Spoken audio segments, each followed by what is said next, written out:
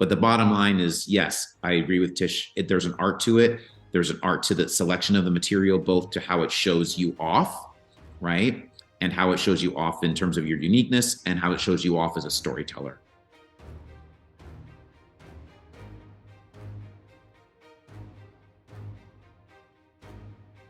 Right. Welcome, everybody. Thank you for your patience. Welcome to the VO Dojo's Ask the Sensei. I'm Tish Hicks. I am the Master Sensei here in Burbank, California, and this is our free monthly Q&A. Where we gather you to answer your questions. It's myself, usually our home studio sensei Dan Leonard joins us, but he's not here today. So if there's tech questions, we'll do the best we can with them. And then we invite an esteemed colleague from our voiceover community to join us as a guest sensei. And we're super excited to welcome back Ronnie Butler, who is really our audiobook sensei. And we'll share a little bit about that, how we work with Ronnie. So we will Ronnie's here to talk about audiobooks. If you have other questions about other things, it doesn't have to be about audiobooks, but however it rolls. So let's see. So I just introduced myself. I'm going to introduce Jeffrey Gilbank, who is our Dojo team, who is here to support you throughout. If you need anything, just talk with him in the chat. And I'm going to have Ronnie introduce himself. If you have questions already, you can put them into the chat. And when we're ready, we'll start calling people for Jeffrey will call you. Let's say type your question into the chat, and then Jeffrey will call on you to get your voice in the room. And we'll answer as many questions as we can. We do have a hard out at 11, and thank you for your patience in getting started a little late because Ronnie just came directly from an audiobook session, so he's scooching in here. So thank you all for being here. And Ronnie, great to see you again. Why don't you tell us a little bit about you, what you're up to? Thank you. And It's nice to be here. yeah. Hey, everybody. It's a full house. It's nice to see everybody. I see a familiar face in the crowd. Hey, Deanna. Um, my name is Ronnie Butler. I have been narrating audiobooks for over 10 years now. It was a part-time it was a side hustle in addition to my film and TV work in LA for the first 2 or 3 years.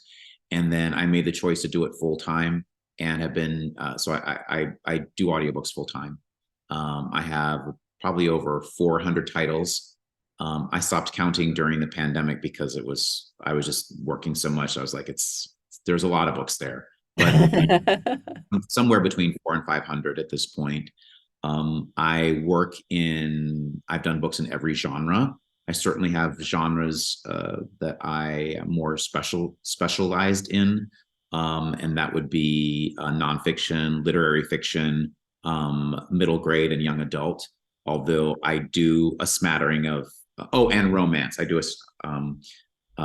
I also do a smattering of sci-fi and fantasy here and there, and crossover stuff.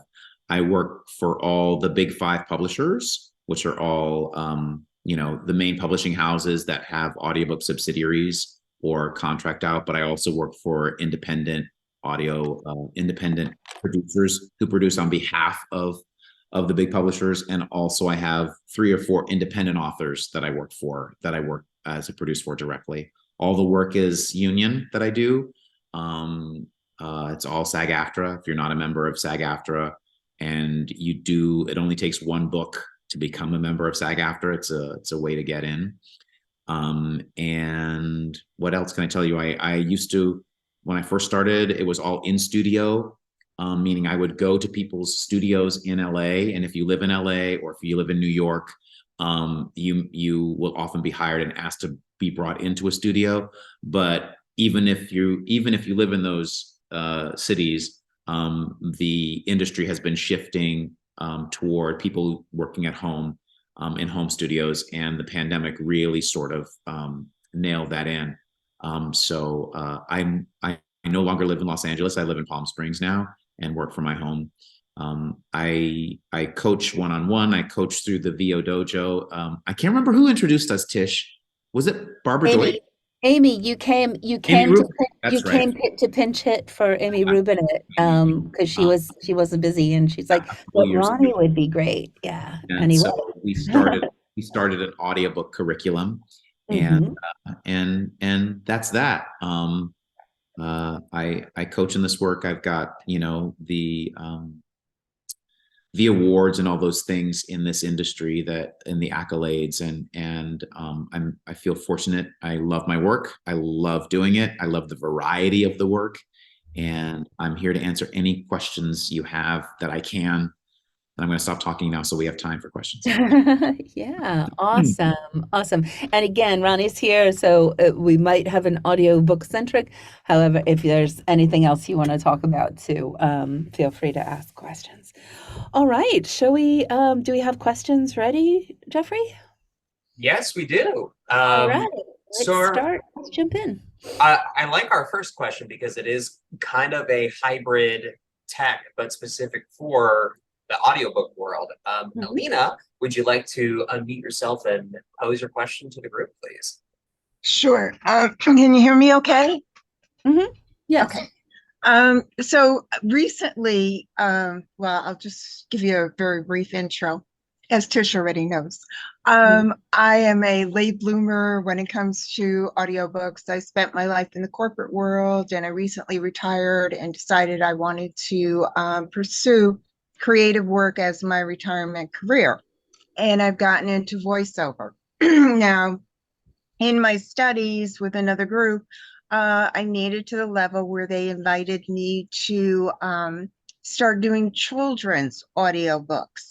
And they're starting me off with ACX, but it doesn't mean that I don't have a lot of other questions about the audiobook field.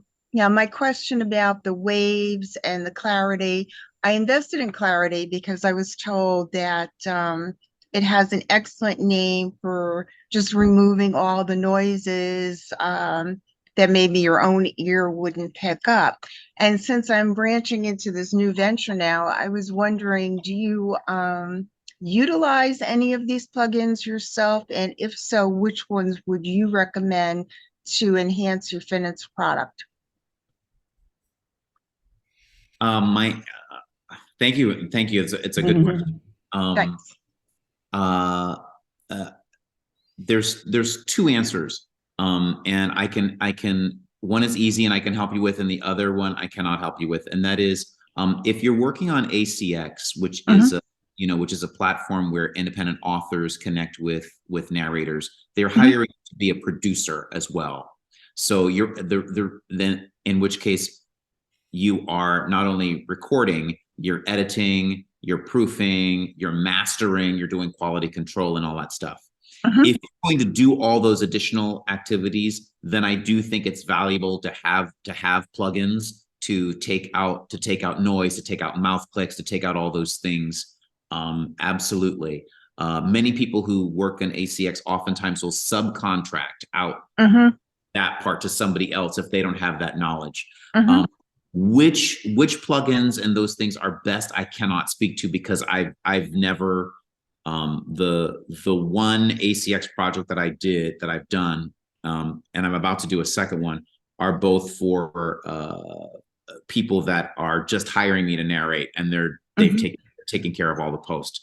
I'm not a post guy, so unfortunately I can't help you with that. If you work for anybody outside of ACX, if you work for any independent producer or any publisher, or any person in between, any hybrid, they're not going to want you to do anything to your audio before you send it to them. They want it completely raw. They want to be in charge of everything that's done in post. Absolutely. And so then you have no worries. You just do it raw. The most challenge you'll have is making sure that your noise floor is at the level that the producer wants it to. But other than that, anything else, that's it. They don't want anything done to it. Oh, Yeah. okay.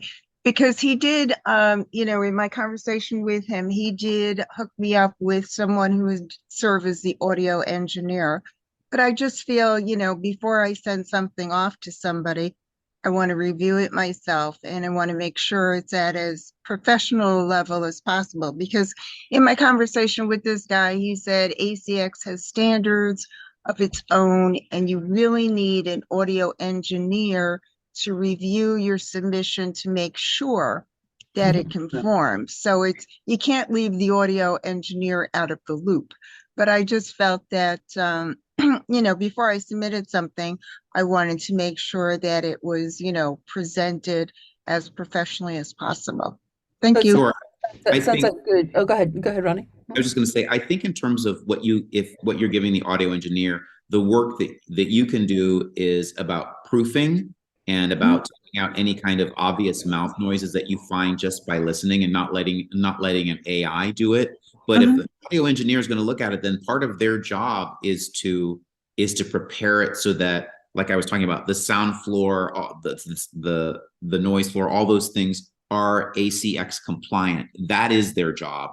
You can eventually, if you want to, you can learn to do that. You don't have to pay somebody else to do it if you don't want to. But if you're going to pay somebody, then that's their job.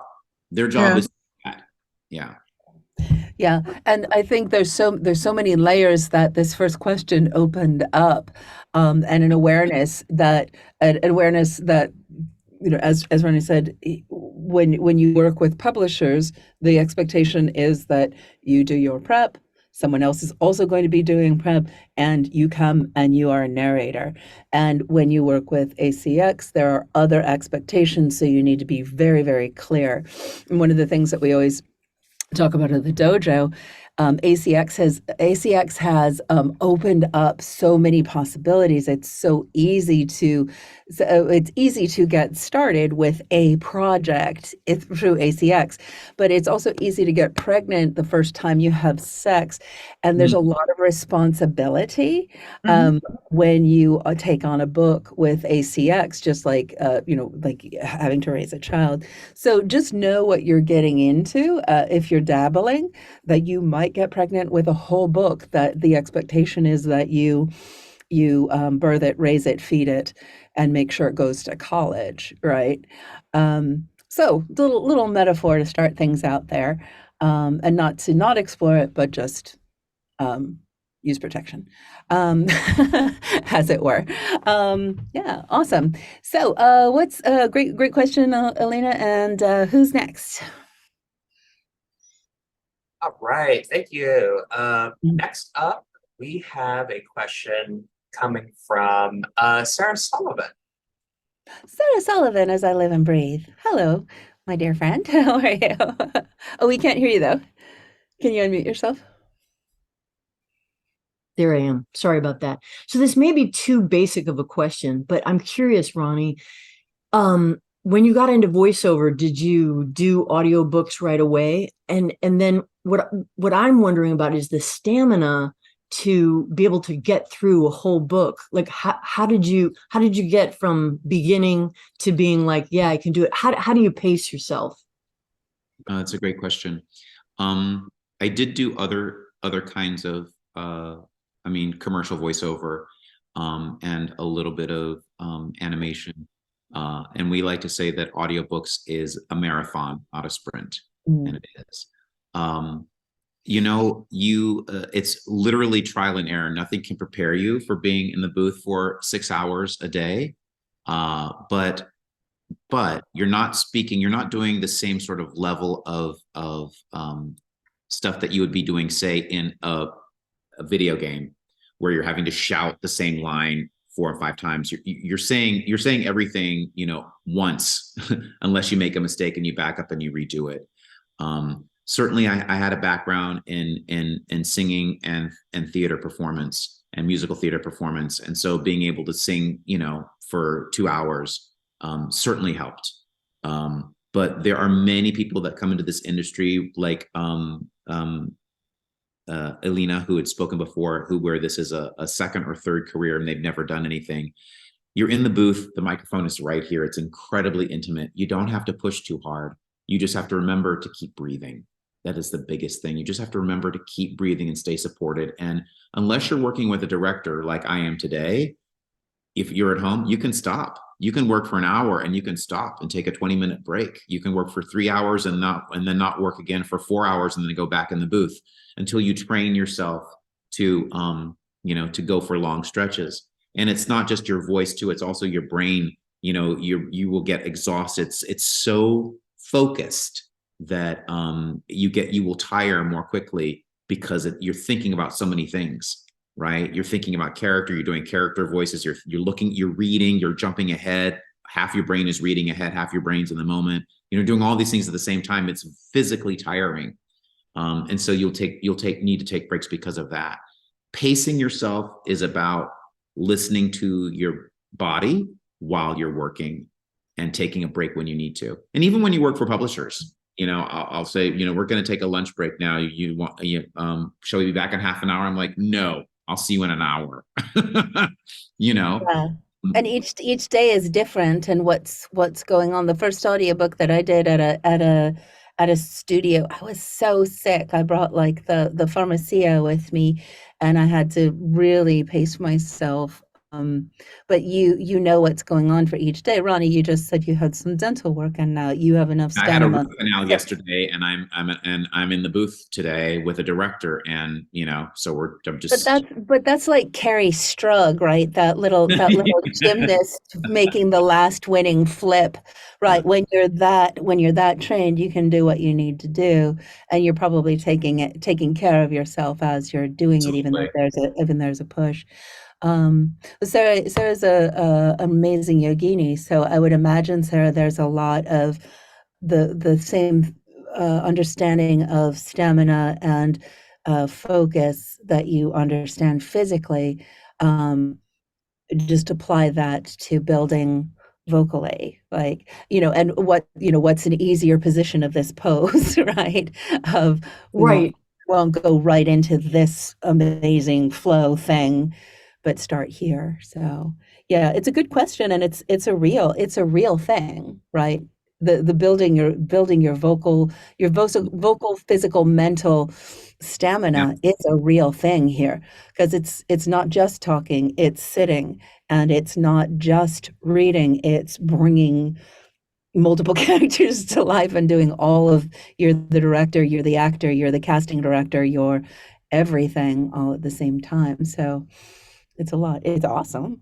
It's a lot. Thank you. Thank you both. I really appreciate it. You're welcome. Yeah. Awesome. Who's next? Our next question comes from Patricia. Patricia, go ahead and come into the room.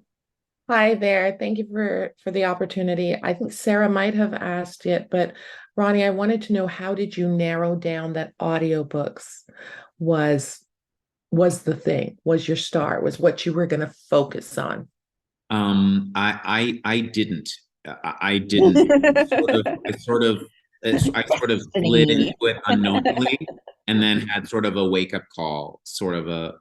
So I was on a Nickelodeon show that ended, and then I was back to doing 1 or 2 TV jobs a month. I was starting to teach again. I was looking for work. I had coffee with a friend that said, "What are you doing for money?" I said, I need some more gigs. And he said, "Well, have you thought about audiobooks?" And I said, "No." And he had a friend who was a producer. He had a relationship with a producer, and said, "I'll introduce you." And he did. And it was the sort of right place, right time. That person had 2 weeks later, that producer had a book that was like a 1,200-page book that he wanted to split between 6 African-American narrators. It was nonfiction, and at that point, the market was so much smaller that he couldn't find that. And so I sort of appeared at the right time, and I got that book. And it turns out that book was produced by somebody that I had done theater with 20 years prior in DC when I lived there. And so that turned into a second book. And I still wasn't, I was like, this is the thing. It's cool. It's fine. And then I found that the work was easier to obtain. It came to me. It was on my schedule, on my own terms. I wasn't driving all around LA. And I'm older now, and my what I want for my career and how I want to feel in my career is different than I was when I was in my 20s and 30s, you know? And so it was just, it lent itself to not only my lifestyle, but it also appealed to all of it was a culmination of all the experience that I'd had to date, right?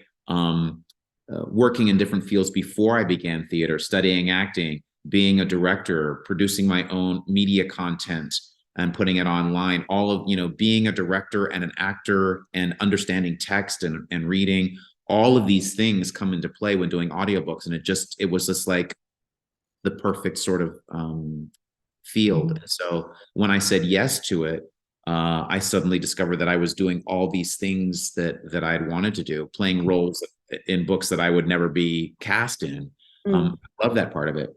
And I was also at a point where I didn't miss the other things, right? And so it's important to understand, you know, and like you did, you can do this part-time. You don't have to make it a full-time thing, you know, but it's an investment. You know, you have to invest in pursuing the relationships to get the work, you know, and the work's just not going to come without you, you know, without you working on the relationships. And so if you're going to work on the relationships, you know, it's going to take time out from the things that you might spend doing with other things with that time. So yeah. And I appreciate that.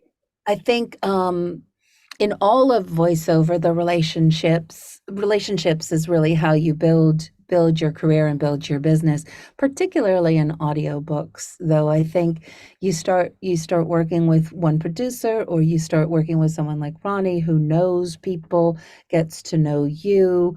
It's not a given, right? But if he knows you and you're a thing, then he can say, "Oh, I know somebody," just like someone did for you, Ronnie, right?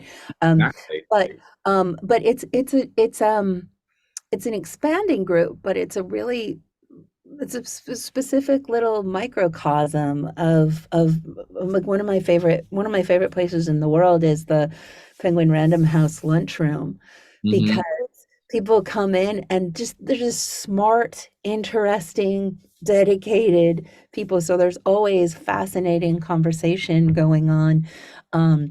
It's a really, really great community of people, and then you start understanding yourself as part of it, and then you get to know more, and then you do more books and stuff like that. So I think that is and you know, and it's also hours and hours and hours and hours of you alone in your closet, in your booth.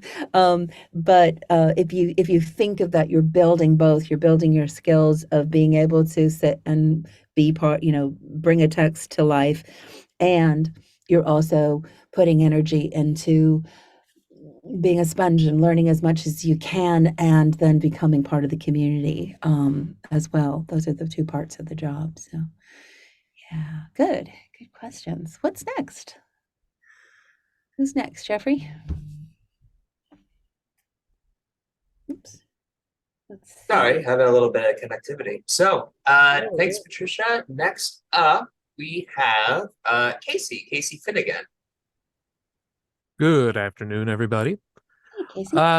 So I have done 2 books through ACX already, and to be perfectly blunt, they were absolute garbage books. So I'm just wondering, what are some other or better resources for finding audiobook opportunities?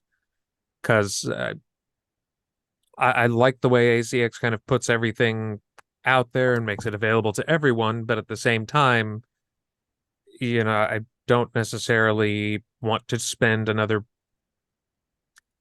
14 hours working on a book where every time somebody is yelling at someone else, they turn on the caps lock. Yeah. You know, I often think I think that ACX can be a great place to cut your teeth and to get a couple of books under your belt, so that you understand the process and you're not and you know what's going to come at you. But really, your next step, Casey, is to build relationships. It's not, you know, the work the work that's out there comes through knowing the producers who are casting directors basically, and producers exist at there's a producer at every single one of the big publishing houses, and then at all the smaller sort of interim producers. And the way you meet them is by is through, you can study with people who have relationships and can introduce you. But there's the Audiobook Producers Association is an organization that all the producers belong to. They have mixers. There's a mixer in LA this Saturday, and they always try to have at least one producer at a mixer, if not more, that you can meet. It's like a casting director workshop, except you're not reading. You're having cocktails and snacks, and get to know people. There are virtual speed dating opportunities that you can sign up for through the APA, for example, where if and when you're selected, you'd be in a virtual room with 30 to 40 producers, and you get to pitch yourself, and ask questions and actually answer questions. There are, Penguin Random House has a thing on Clubhouse where you drop in on a Clubhouse room, and they actually pick people from the audience to come up and read for 3 or 4 minutes. So you're actually getting to audition and read and get feedback. So all these companies do things like this, and it's about digging into the community so you can find out what those opportunities are. I talk about that. Tish and I talk about that in a workshop that we do, which we'll talk about a little bit later. It's one of the things I focus on is community and how do you plug in. But that's the short answer to your question. And the biggest one being the audiobookproducers.org does provide a lot of ways for you to meet people. But that's what you want to do. You want to meet people. That's how the work comes, right? And also having a set of demos that you can send to people, right? Because you don't necessarily have to meet them in person. You can research and get their names and email addresses and find out if they like to receive an email with attachments, or whether or not they want to get an email that takes them to your website where you have demos of your work. And demos for audiobooks is different than it is for other kinds of voiceover work. That work is not demos. I've said very shortly, it's not a reel where you have back-to-back stuff on one thing. You have a different 2 to 3 minutes for a selection of a book, and you may have anywhere from 3 to 10 of those on a website, or that you have handy to send to somebody. But you need those marketing tools to be able to send to people once you figure out who they are, and they will ask you for them. Or if you were to do a speed dating, they're going to look at your name, and they're going to want to know what your website is so they can go and listen to you. Mm-hmm. And an audiobook demo doesn't require the amount of production that a commercial demo does, because a commercial demo is supposed to sound like a commercial. An audiobook is supposed to sound like an audiobook. However, you want to put your best foot forward. So even though you can record your own demos, it probably behooves you to, as you're doing a little training, to put your best foot forward with having samples that a producer could instantly go, there's someone who gets it. There's someone who's delivering at a level that I can call them in and trust them with a book. So even though you can get started with samples yourself, it's a good and interesting approach to be, what is the game? How is it played? How can I present where I'm at in my process right now to the best of my ability? Would you agree with that, Ronnie? Yes, there's an art to, even though it's not the same sort of level of production per se, there's an art to audiobook demos in terms of the material selection, and an art to marketing yourself within that material. What questions do you ask? What questions you ask yourself, so that what questions do you ask of yourself that you can answer in order to show your uniqueness and what you bring that's specific to that's specific to you and it's going to make you stand out from other people. And you want to look for material that shows that off. You want to look for material that markets your strengths and your differences, you know. Yeah, someone in the chat had asked a question. I believe she's Nigerian, and I would say, you know, even if you, that's Jimmy. Yeah, we'll even have Jimmy speak into the room. So oh, yeah, even and if Jimmy, you're introduce yourself. Yeah. even if you're second or third generation, if you come from anywhere in this country where there's a regionalism, if you come from another country and can do the accent, if you can do another language, if you're really good at accents, if you're really good at being different people, you know, character voices, you want to look for material, you want to look for sections in books that show that off, right? Because that's what they're going to be looking at there when they listen to your demos. They're going to go, oh, he's great. He's got a great Irish accent. It's hard to find. It's hard to find. You know, it's hard to find. It's actually very hard for people to find authentic, which is what they're looking for these days, authentic African accents. You know, I get asked to do African books all the time. And most of them I turn down. I go, listen, can you find somebody who's actually from that country? Because I'm going to be doing something generic. And if anybody from that country listens to it, they're going to be sorely disappointed. But sometimes they can't do that. Or sometimes the book is so hard where a first-time narrator, even if they're from that country, they can't pull it off. Right. So there's various compromises that they make. But the bottom line is, yes, I agree with Tish. There's an art to it. There's an art to the selection of the material, both to how it shows you off, right? And how it shows you off in terms of your uniqueness and how it shows you off as a storyteller. And so I say, pick some stuff, but then absolutely get help. Yeah. And Jimmy, let's get your voice in the room so Ronnie can just hear you. Okay. And we'll come back to Michael's question. Yeah. Yes, thank you so much, Sensei Tish. Hello, Ronnie. I am a Nigerian voice talent, and I have a unique, and people tell me I have a captivating accent. I have been a copywriter. I have been a creative director, and I'm a screenwriter wannabe, hoping to make a movie someday.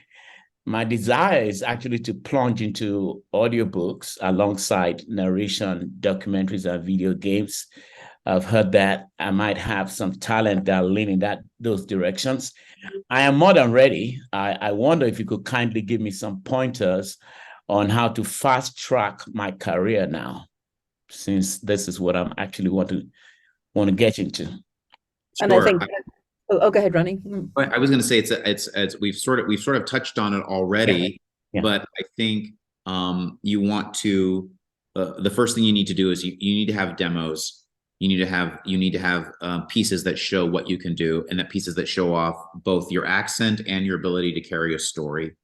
And you only have anywhere from 3 to 5 minutes. So the selection of material is really important because you want to select something that shows you know how to carry a story. So it needs to be sort of a story in and itself, even though it's only 3 to 5 minutes long. So they can tell that they can tell, oh, this person knows how to carry me and keep me engaged, right? So you need marketing materials, right? Then you need the relationships so that you can share those marketing materials, right? And that means finding these communities, plugging into these communities, finding places where you can, like I mentioned, Clubhouse and Penguin Random House, or coaches. I know I get people that I get calls from Amy Rubinate, going, hey, I just got this book. I need somebody who can speak Arabic, but who's also an actor. And it's okay if they've never done the book before, but the author is Arabic, and they insist that this book be read by somebody that can speak Farsi. Do you know anybody? Like I get, Dion Audio sends emails out almost once every other week. We need a native speaker from blah, blah, or we need somebody that can do this regionalism, right? They're looking. So if you have enough relationships, even with other narrators, I will plug our community right now. This is the most friendly, genial, help each other subset of the acting community I have ever belonged to. Right? There's more work than there are narrators. No one is scared of plugging a friend or giving a referral, because there's so much work, right? You will get referrals from people. So the community includes other narrators, it includes producers, it includes the organizational communities I've mentioned, like the APA, like the VO Dojo, where you can meet other people doing the things. So that, and then, training, continuing to train, because coaches are constantly being asked for referrals and constantly just spontaneously. I taught a class a couple months ago that was on short form journalism narration. And I sent demos from every single person in that took that class to the companies that I work for, because it's only going to help them. I was like, listen to these people. They're great. And I know you need more people. Boom. That's how it happens. So. Well, and I think the two things come up for me there.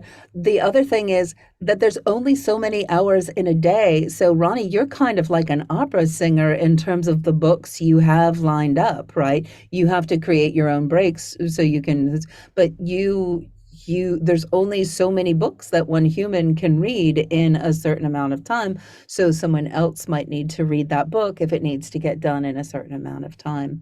And then the other thing that might be interesting to share here, Ronnie, is I know that you come from the Caribbean, and I know you've shared before that you have a really specific and true understanding of the differences between islands and things like that. So that also seems like if you can bring that authenticity of being able to differentiate, oh, this is a Nigerian, but someone else is from another country in Africa. Like, to be able to, can you speak to that for a second? Sure. And this would be true, like if you were from, the South, and if you were from Alabama as opposed to from Kentucky, and if you were, it's you want to highlight and sell the fact that you're really good at these very specific places and these specific regionalisms, right?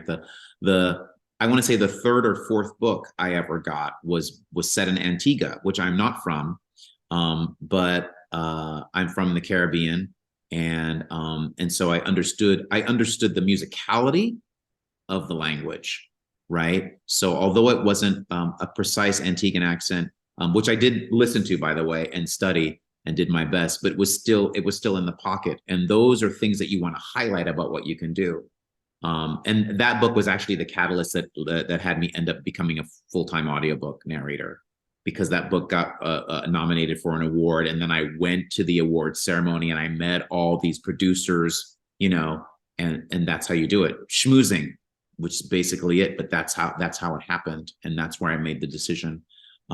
So I really encourage people, when you sit down to start looking at material, make a list, ask yourself questions just like you would in any other acting exercise, but ask them of yourself. Where did I grow up? What do my parents do for a living? What are my hobbies? What am I passionate about? What do I love?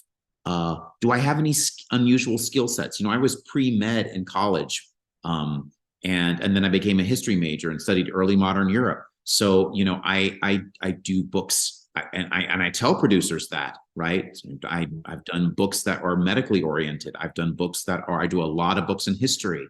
I did, and then I was a musical theater actor in New York. I've done musical theater books, right? They're looking for people that have these experiences that they can bring to the book.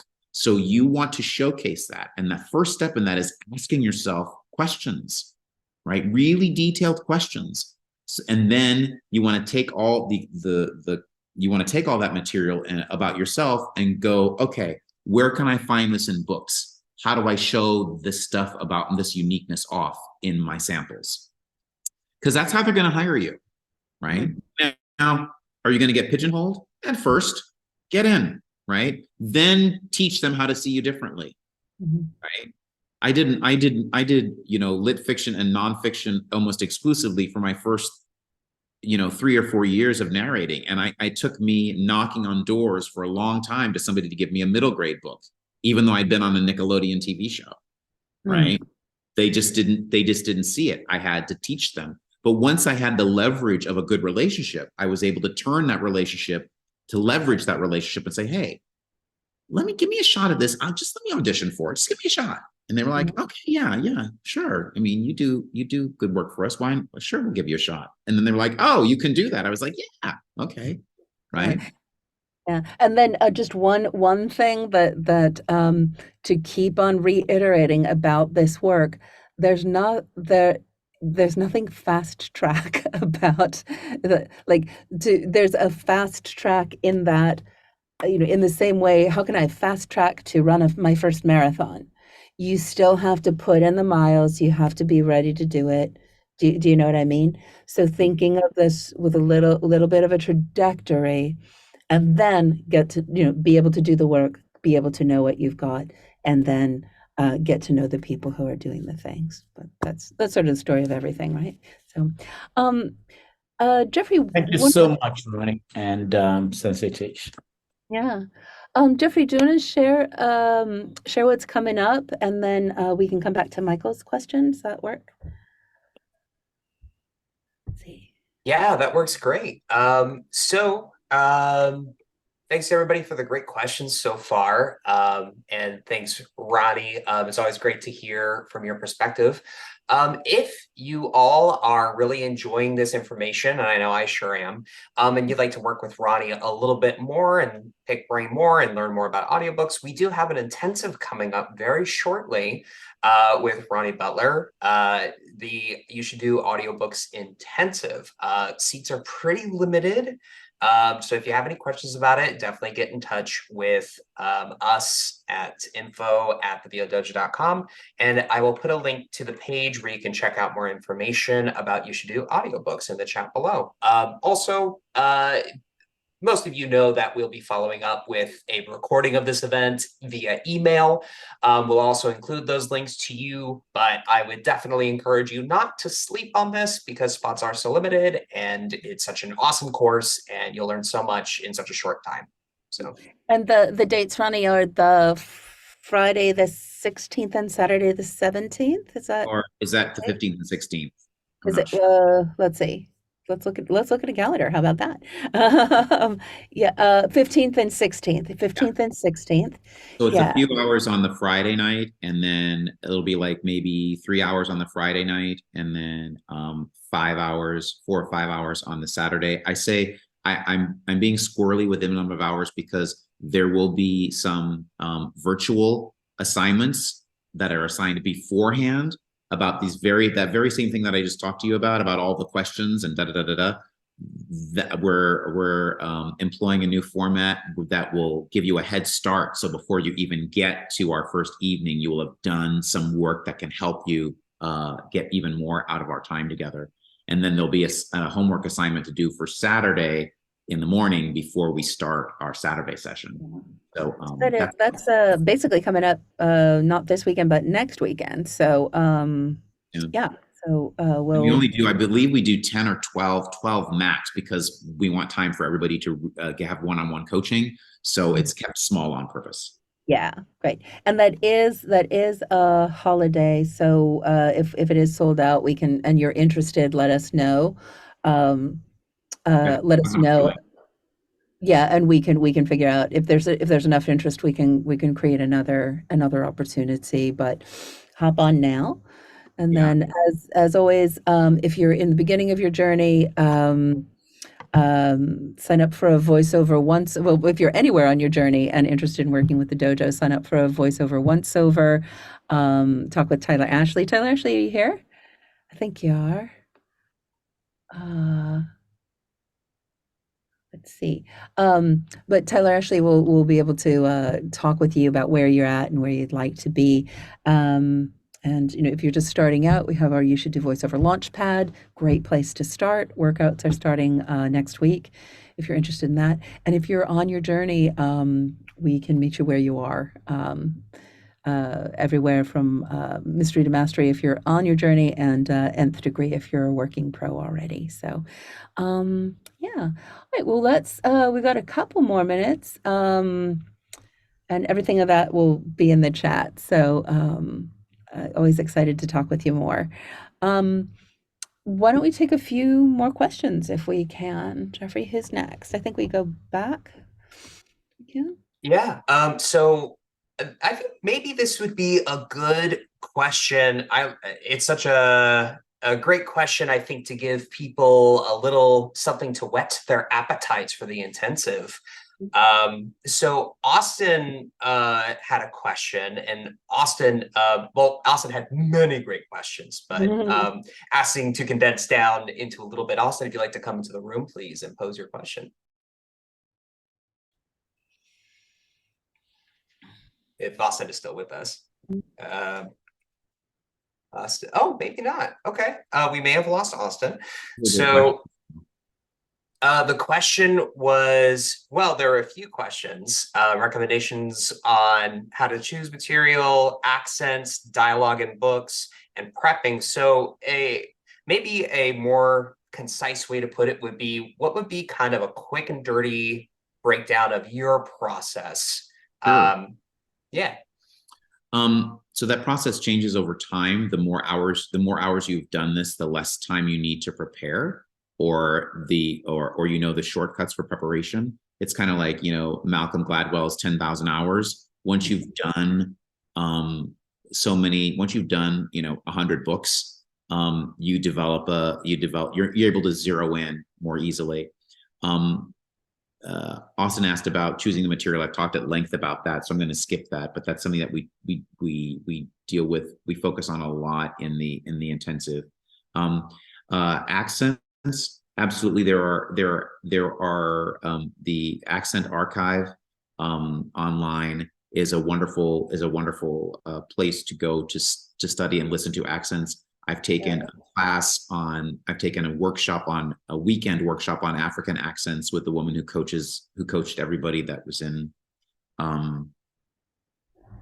Black Panther.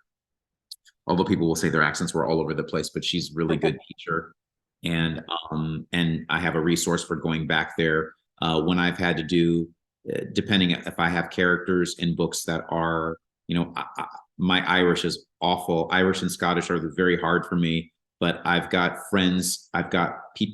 actors that I know that do both. And I would never say yes to a book that had a protagonist, a main character that had all those accents. I know what my strengths are and what my weaknesses are. But sometimes I get books where I have an Irish character that may have, maybe 20 or 30 lines in the book. And in that case, I go to the accent archive. I've got a couple of coaches that specialize in stuff from the British Isles, or I will hire somebody to actually read all those lines with the accent so that I can learn the actual accent on the lines. These are the different ways that I prepare for it. The way that I can remain consistent with dialogue and characters is that, yes, you make references while when you're recording. Once you do the character speaks for the first time or the second time in a chapter, you pause and you save a snippet of that, and you save it to a folder that you may call refs for references in that particular book. And so that if you don't hear that person speak again and for another 10 chapters, you can go back and listen to the way you did it by listening to the ref. And not only that, you'll do so well in that book that author will come back to you a year later and they've got a sequel to that book. And then you've got to remember how the 3 or 4 characters that were in the first book that you really didn't care about and whose accents you did randomly, whose dialogues, whose speech patterns you randomly chose, are now the protagonists in the new book that you have for the same author. You go back and listen to what you did, and so how you can reproduce those. Yeah. There are not multiple tracks. Everything's done on a single track.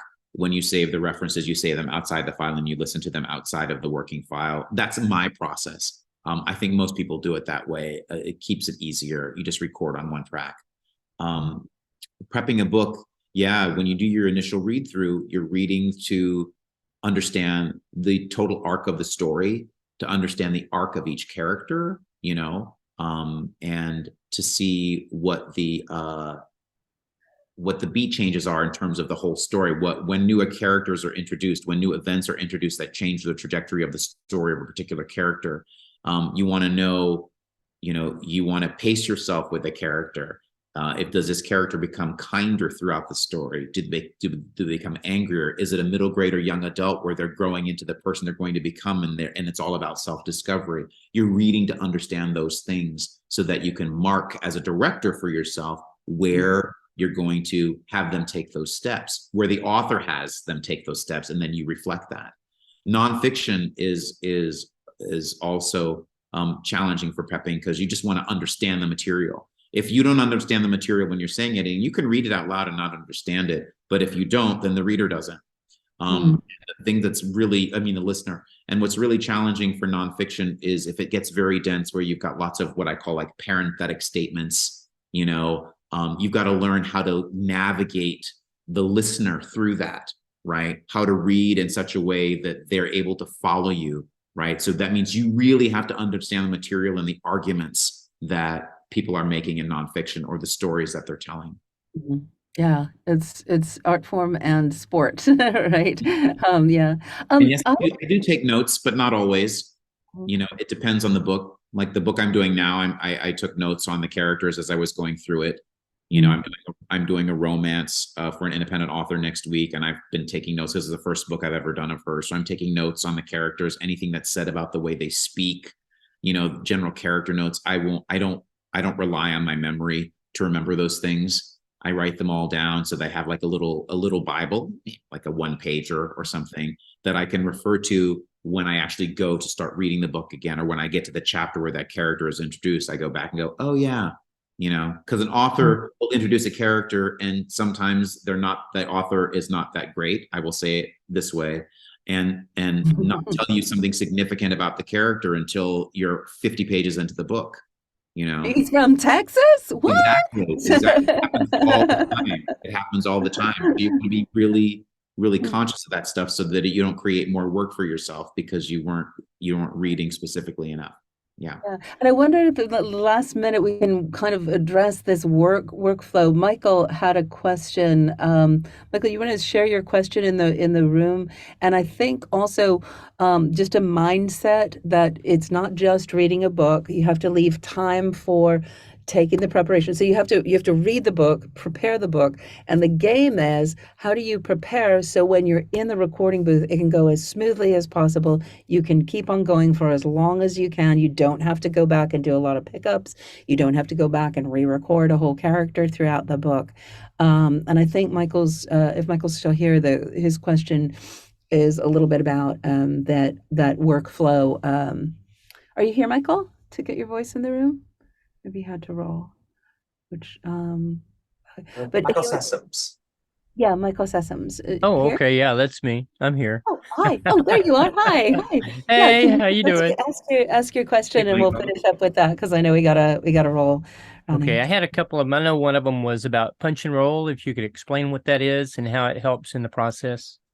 Sure. Almost every, with the exception of Penguin Random House, every other person or entity that you'll record for will say that what they want delivered is punch and roll recording session.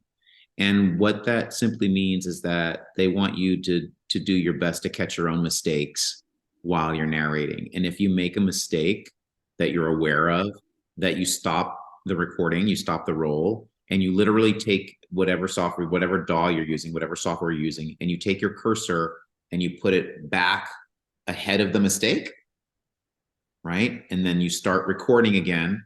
Most of these things most programs will have what they call a pre-roll. And so punching, it means that you're punching into the recording, right? So you move your cursor back on the wave file. You'll see like the little waves that are your voice. You'll see where you made the mistake. You'll take your cursor, you put it back ahead of the mistake. And when you hit play, the pre-roll will play the last 3 seconds that you were narrating, right? And then start recording right at the point where you punch in, right? So you get to hear what you were saying, you get to match it in your head or out loud, right? And then when the recording starts where you've punched in, you'll pick up and overwrite record over your mistake, in essence, record anew, right? And then continue going. Cool. That's what punch and roll means. So they just want you to try your best to pick up on your own mistakes, and so they're not sifting through your mistakes. The ones you're doing your best to provide them with as clean in terms of text. Your representation of the text as clean as possible. You're not going to avoid pickups. You're going to make mistakes. You can't catch everything. Right. Possible, but that's what that means. Okay. And it's faster doing that than it is like using a clicker and go back later to find where you got the. So. I think so, but it sometimes it just depends on what you start with first. Sometimes people do the clicker thing and then they go back. I'd rather do it while I'm in the moment, right? Mm-hmm. easier to match. That way you've got the character and the story flow and everything. Yeah. Yes, and I think there's something else that's really interesting. You know, as narrators, we are representing the author. That was a lesson that Christina Rooney, who's one of my favorite directors to work with, that we are representing the author. We are embodying the narrator. We bring all the characters to life. But we are also being the director, being, you know, so in the same way that if you're doing an edit and you know as a performer, like, oh, or as a director and then a performer, okay, that wasn't what I wanted. That wasn't what I wanted. Ah, there it is. Then you know it, because then you're not going back as an editor or letting someone else choose something that were several things. So it's you keeping your vision of the work flowing in the moment. So yeah. Well, thanks. It's 11:03, and Ronnie, I know you got to hop back into the booth, and that is another thing, my friends. Audiobooks is not for the faint of heart. It is demanding work, and it is relentless. Sorry about that. So I have the question. I'm sorry, Kev. We're gonna have to roll. We're gonna have to let Ronnie go, but maybe I can answer your question because Ronnie's got to roll. But it's intense. It's intense work. It's some of the most rewarding and fulfilling work that we do in voiceover. But it's not kidding around. Yeah. Any parting words, Ronnie? Something I remember I just wanted to mention, the industry is expanding. It's in an expansion phase. So there are opportunities for everybody. There's a real big push for representation more lately, and so if you happen to identify as any marginalized community, whether that's BIPOC, LGBTQIA, senior, neurodivergent. Just a very brief question, sorry, Ronnie. Kevin, we hear you. Ronnie's finishing up, and then we'll get to your question. Okay, thank you. But there are almost every organization has mentorship programs and similar opportunities specifically geared for those things.